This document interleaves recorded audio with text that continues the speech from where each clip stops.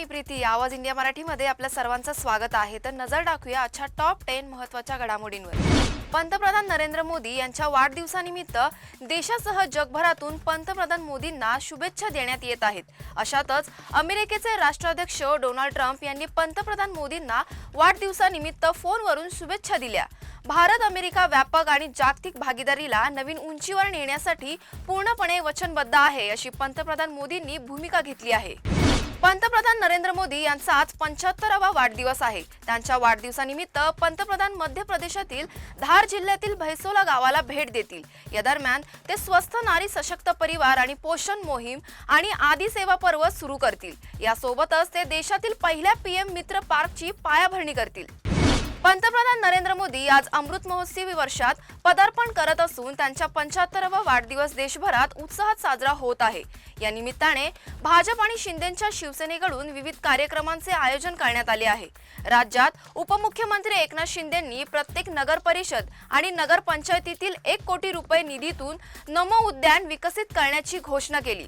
पुण्यामध्ये खासदार मुरलीधर मोहोळ यांच्या वतीने 1000 ड्रोन्सचा भव्य ड्रोन शो आयोजित करण्यात आला आहे।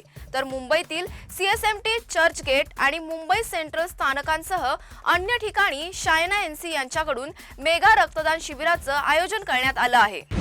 सुप्रिया सुळे आज पुण्यातील विविध भागांमध्ये पाहणी दौरा करणार आहेत। यांच्या दौऱ्याची सुरुवात कात्रज चौकापासून होईल। कात्रज चौकात त्या उडान पुलाच्या कामाची पाहणी करतील। या पाहणी दौऱ्यात त्या सुरू असलेल्या विकास कामांचा आढावा घेतील आणि नागरिकांच्या समस्या जाणून घेतील। स्थानिक प्रशासनाच्या कामाची तपासणी करणे हा या दौऱ्याचा मुख्य उद्देश आहे। राज्यात महायुती एकसंघ निवडणुका लढणार आहेत, तर महाविकास आघाडीचा अद्याप ठरलेलं नाही। मात्र मुंबई महापालिका आपल्याच ताब्यात असावी यासाठी ठाकरे बंधूंची युती ही जोरदार चर्चेत आहे। मात्र मुंबई महापालिकेवर महापौर महायुतीचाच होणार असे म्हणत देवेंद्र फडणवीस यांनी शिवसेना ठाकरे गटाला आव्हान दिलं आहे। विशेष म्हणजे यावेळी फडणवीसांनी राजकीय आठवण सांगत उद्धव ठाकरेंना एक गाणंही समर्पित केलं आहे। मुंबई महापालिका निवडणुकांसाठी एकनाथ शिंदे आता ॲक्शन मोडवर आले असून त्यांनी सर्व कार्यकर्त्यांना आणि माजी नगरसेवकांना आजपासूनच निवडणुकीच्या कामाला लागण्याचे आदेश शिंदेंनी दिले आहेत। मुंबई महापालिकेवरती महायुतीचाच भगवा फडकणार हा माझा विश्वास आहे, असे विधान शिंदेंनी बैठकीत केले। सध्या 65 नगरसेवक शिवसेनेसोबत असून ही संख्या वाढली पाहिजे अशी भूमिका त्यांनी मांडली आहे। भाजप नेते आणि मंत्री मंगल प्रभात लोढा यांनी मनसे अध्यक्ष राज ठाकरे यांची भेट घेतली असल्याची माहिती समोर आली आहे। दादर येथील राज ठाकरेंच्या शिवतीर्थ निवासस्थानी ही भेट झाल्याची माहिती समोर आली आहे। या भेटी दरम्यान दोन्ही नेत्यांमध्ये दादरमधील कबूतरखान्याबाबत चर्चा झाल्याची माहिती आहे।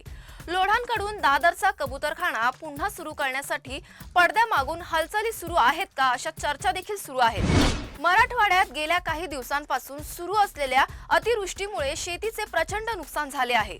अतिवृष्टीमुळे शेतामध्ये पाणी शिरल्याने कापणीला आलेली पिके आडवी झाली आहेत। काल जालना जिल्ह्यात झालेल्या अतिवृष्टीमुळे जालना, अंबड, बदनापूर तालुक्यातील पिकांचे अतोनात नुकसान झाले। या पार्श्वभूमीवर बुधवारी मंत्री पंकजा मुंडे यांनी जालना जिल्ह्यातील बदनापूर तालुक्यातील म्हात्रेवाडी येथे अतिवृष्टीने झालेल्या नुकसानीची पाहणी केली। कर्नाटक सरकारने अलमट्टी धरणाची उंची वाढवण्याचा महत्त्वपूर्ण निर्णय घेतला आहे। महाराष्ट्राचा विरोध असतानाही कर्नाटक मंत्रिमंडळ बैठकीत या योजनेला मंजुरी देण्यात आली।